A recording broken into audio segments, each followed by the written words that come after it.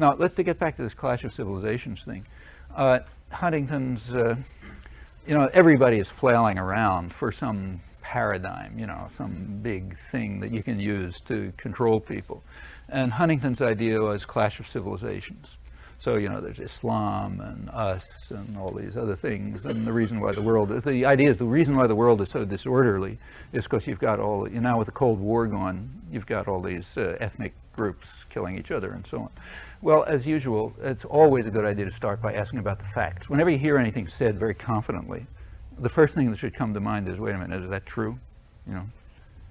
So is it true? I mean, is it true that there's more ethnic conflict now than there was 20 years ago? Well, take a look. In most of the big conflicts that are going on around the world were going on right through the Cold War, like Burundi and Rwanda. There were huge massacres going on in the early 70s. Actually, I wrote about them at the time. Nobody was talking about them because it wasn't interesting, but they were there. There are some, in fact, just about every one you pick goes way back. Now, there are some that are new. Those within the former Soviet system, including Yugoslavia, within the old so-called communist system, yeah, they're new. So like the war in Chechnya, or Azerbaijan, Armenia, Tajikistan, these things are all new. But that's standard. Anytime a tyrannical system breaks down, you have all sorts of conflict internal to it. Just take a look at the breakdown of the European empires. Every single one was like that, and most of them were worse. So first of all, the factual basis is very thin. Now, what about the principle, clash of civilizations? Like, say, the big bad guy is Islam. Well, there are a few problems with that. The most fundamentalist Islamic state in the world is our big ally, Saudi Arabia. How's that fit? I mean, Saudi Arabia is a real, it's not fundamentalist enough for some of the people in it, but it's pretty extreme. Are we trying to undermine Saudi Arabia? Of course not. They're sitting on all the oil, In fact, they're our clients. That's a family dictatorship that we keep in power because they make sure that the money from oil doesn't go to the people of the region, but goes to London and New York. So they're okay. There's no clash of civilizations there. That's state fundamental. What about individual, like non-state? Well, by far the worst ones are the guys who are tearing Afghanistan to pieces. You find more crazy Islamic fundamentalists around than them. I don't know about them. Where'd they get their power from? Well, your pocket, They got $6 billion or so, it's claimed, from the United States and Saudi Arabia through the 1980s. Now they're tearing Afghanistan apart, but it's not nothing that we did. We're only wonderful people. So where is this clash of civilizations between Islam and the West? I don't see it. I mean, Indonesia is an Islamic state. Do you see us trying to undermine Indonesia? I mean, a lot of rotten things in Indonesia, like, for example, wages are about half the level of China, which is not so munificent. Do you see us doing anything about that? I mean, I think this is all farce.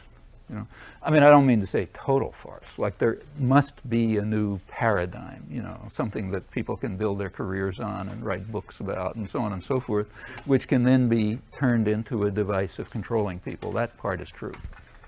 And maybe this will work, or if it doesn't, you try something else. Part of the legacy of Ronald Reagan, during the Reagan years, Pakistan was ruled by the most awful of its many horrible dictators, Zia-ul-Haq, and he had two major policies. One was to carry out radical Islamization of the country with the funding of Saudi Arabia. Saudi Arabia is the center of radical Islam, and also the center of funding of jihadism, and also the leading ally of the United States and Britain. Traditionally, the U.S. and Britain have been supporting radical Islam throughout the region. There are good reasons for that, and they continue to. The reasons are you can tell it from the internal documents, British and American internal documents. The reason is kind of a rational analysis. The real threat, they say, is the virus of secular nationalism. That's dangerous.